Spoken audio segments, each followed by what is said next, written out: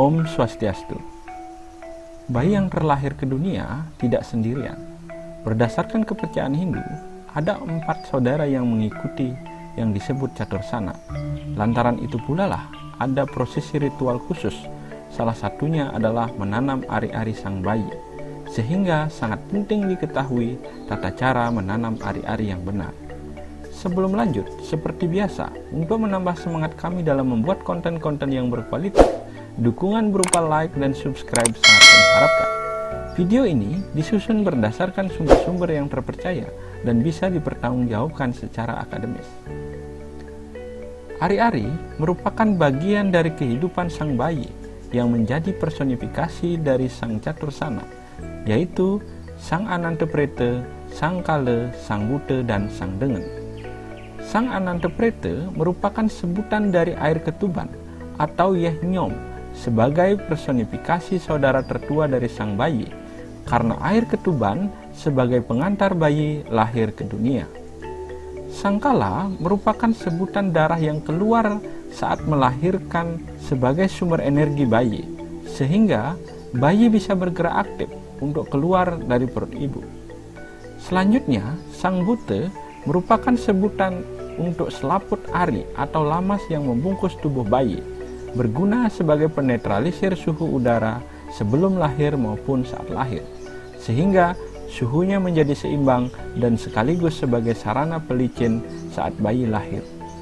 Dan yang terakhir adalah sang Dengen, yakni sebutan untuk ari-ari atau plasenta yang ikut lahir bersama cabang bayi.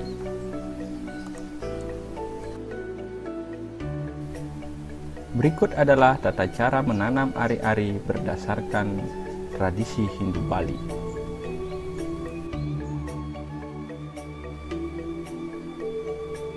Saat si ibu dalam proses bersalin, maka disiapkan sebuah periuk tanah yang berisi tutup untuk tempat ari-ari setelah bayi lahir.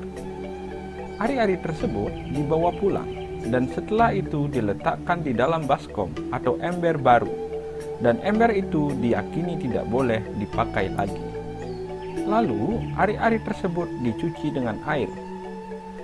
Yang menanam ari-ari haruslah sang ayah, dan dalam proses membersihkannya dengan menggunakan kedua tangan tanpa perasaan jijik dan dilakukan dengan penuh syukur dan kasih sayang. Setelah bersih, dibilas dengan air kumkum atau air bunga. Lalu siapkan sebuah kelapa ukuran besar yang masih lengkap dengan kulitnya, lalu dipotong dan dikeluarkan airnya.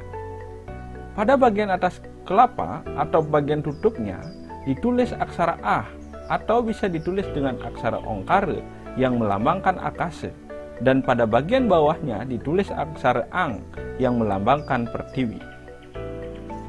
Kemudian ari-ari dimasukkan ke dalam kelapa tersebut, diisi dengan 1 kuangen yang berisi 11 kepeng uang bolong yang diletakkan di atas ari-ari, 1 potong lontar atau ental yang ditulis aksara Ongkara, 1 ikat duri, rempah-rempah atau anget-anget, wewangian, dan juga boleh diisi pesan-pesan lain dari sang ayah, dalam hal ini mengacu kepada Desa Kalapatra.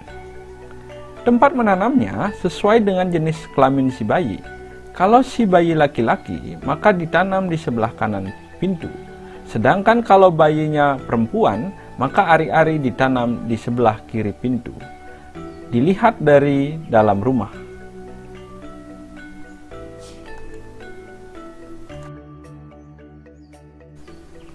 Setelah selesai menanam, di atasnya ditaruh batu bulitan dan ditanami pandan madui. Tujuannya adalah agar tidak dicari oleh binatang. Selanjutnya, diisi dengan sangkar ayam atau guungan. Bagi beberapa orang, ada kepercayaan mengisi lampu pada malam harinya agar tempat menanam ari-ari tersebut menjadi terang.